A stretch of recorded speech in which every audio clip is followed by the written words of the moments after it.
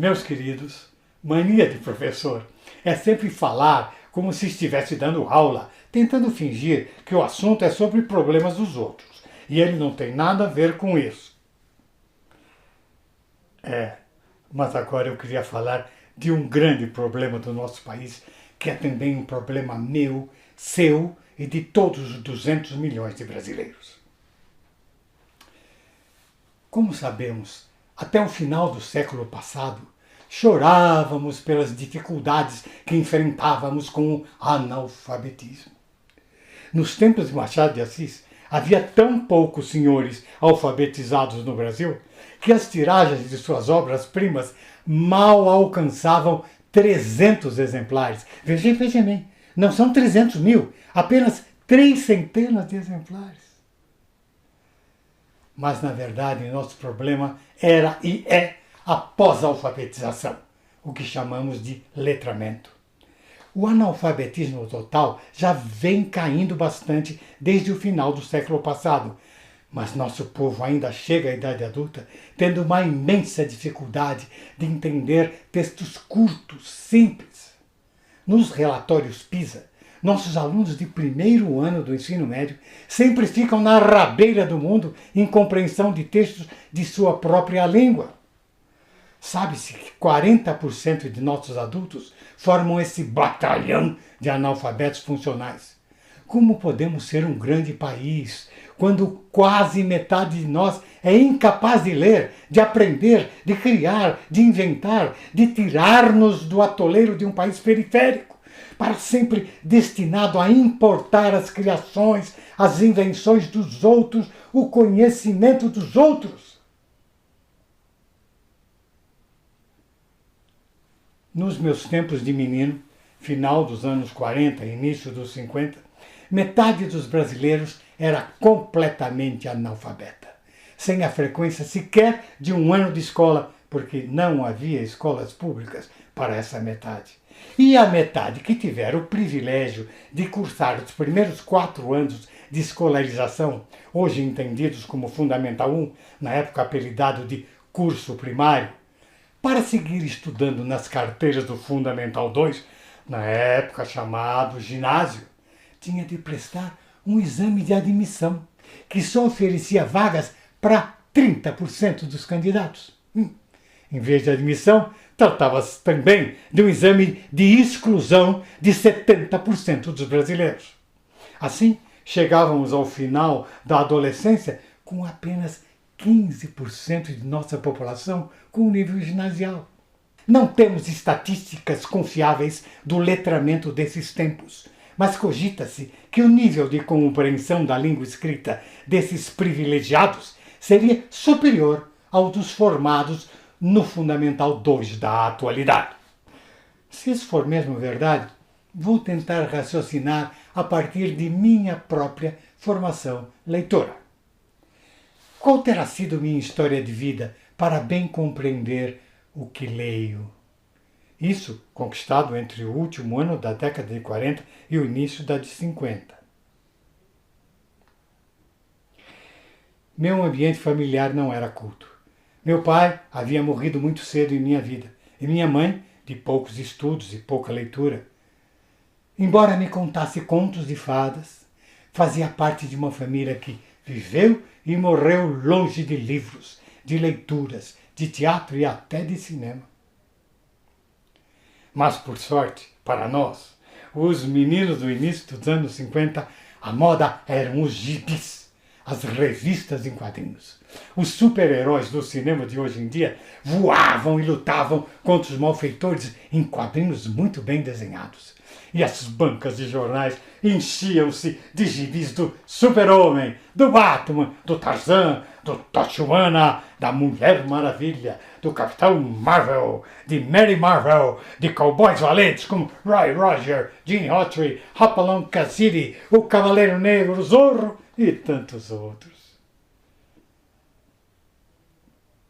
Para mim, bastava juntar tostões para comprar um gibizinho e logo ler 40 deles, trocando com os colegas. Isso, naturalmente, fazia com que toda essa molecada praticasse bastante compreensão leitora. Senão, seria impossível usufruir de aventuras tão emocionantes sem ler o que vinha escrito nos balõezinhos.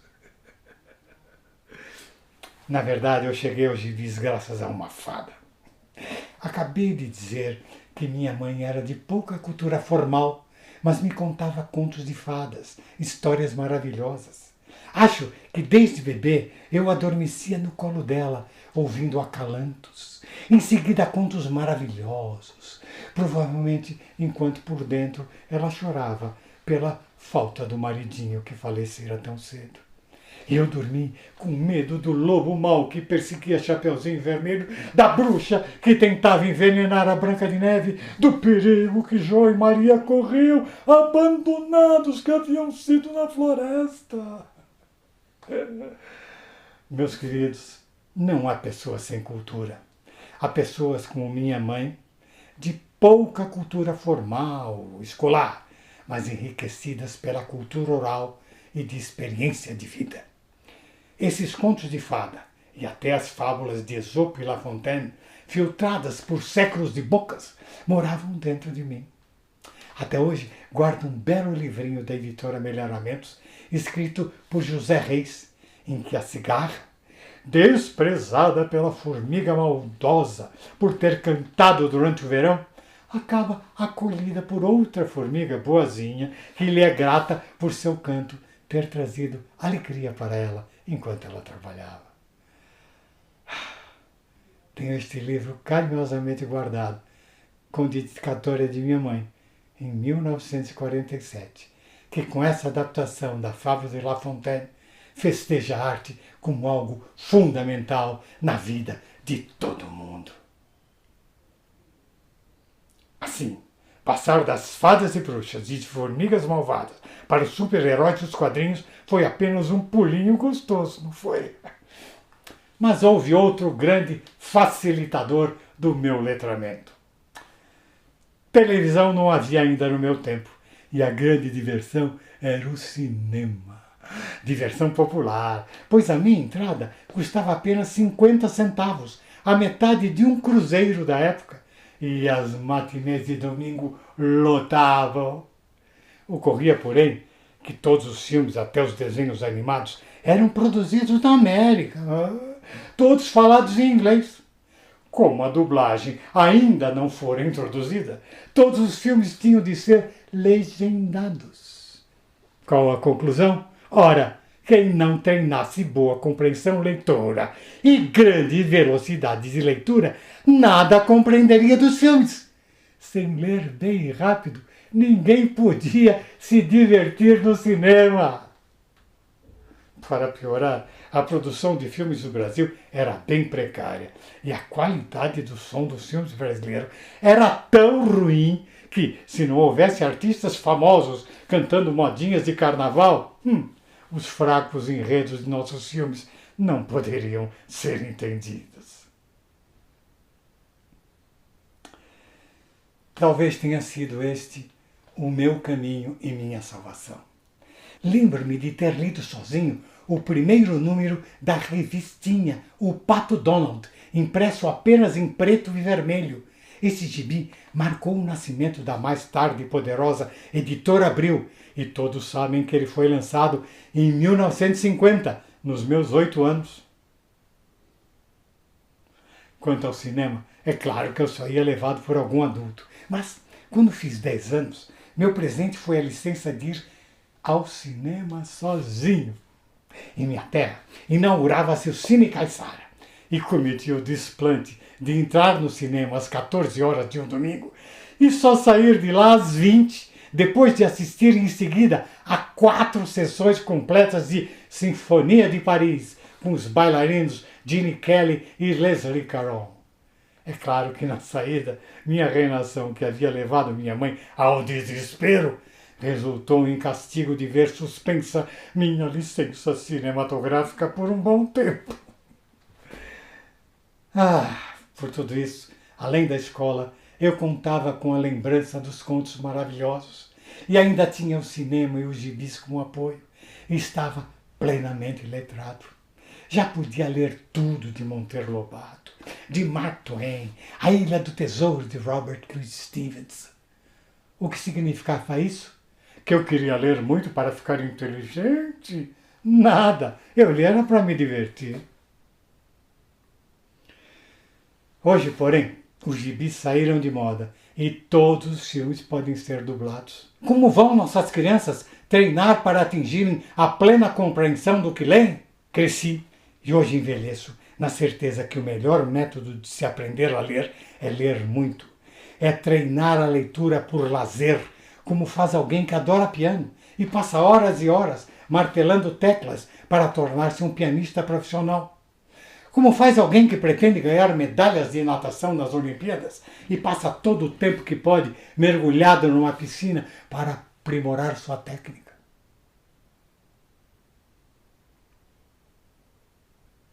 Esta é provavelmente uma das razões para eu ter decidido escrever livros o mais agradáveis possível, como material de diversão para crianças e jovens, mas, mesmo que eles não percebam, de treinamento para que eles atinjam a plena capacidade de entender tudo que está escrito. E, meus queridos, tudo está escrito. Pode ser no papel, na terra, na nuvem, mas tudo está escrito. Por isso, a única maneira de crescer na vida, de assumir papéis bem remunerados neste mundo, é poder contar com o conhecimento que se adquire lendo, lendo a vida inteira, aprendendo sem parar. Atingir o letramento, meus queridos, é claro que a qualidade ajuda, mas o que importa é a quantidade. Vamos fazer nossos alunos treinarem muito a leitura e a escrita. Só se aprende a ler bem lendo muito. Só se aprende a escrever bem escrevendo muito. Imaginem quantas vezes eu li esse livro. Façam seus alunos lerem sem parar, a escreverem sem parar, em todas as aulas. Se você tem 30 alunos na classe, é claro que você não tem tempo para avaliar 30 leituras por dia e de corrigir 30 redações por dia. Então, não avalie, não corrija. Avalie e corrija por amostragem, pois os erros são comuns a todos os alunos. Todos escrevem a gente junto. Muitos escrevem que ontem os meninos jogarão bola no recreio. De cada 20 oportunidades de redação, corrija apenas uma. O que importa é que eles treinem, aprendam e corrijam-se por si mesmos.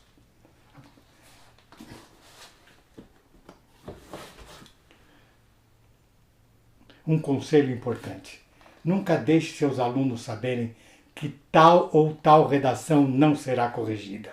Se algum deles perguntar se você ainda não corrigiu certa redação, responda apenas, ainda não. E pronto. O importante não é que você corrija tudo o que eles produzem. O importante é que eles produzam. Se houver diversão na leitura, eles praticarão a leitura. Se houver motivação para a escrita, eles aprimorarão seus textos.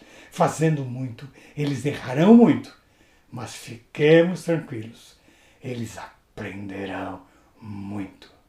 Para eles, não importa escolher livros importantes. É preciso que suas leituras sejam prazerosas, emocionantes, cheias de perigos e de humor.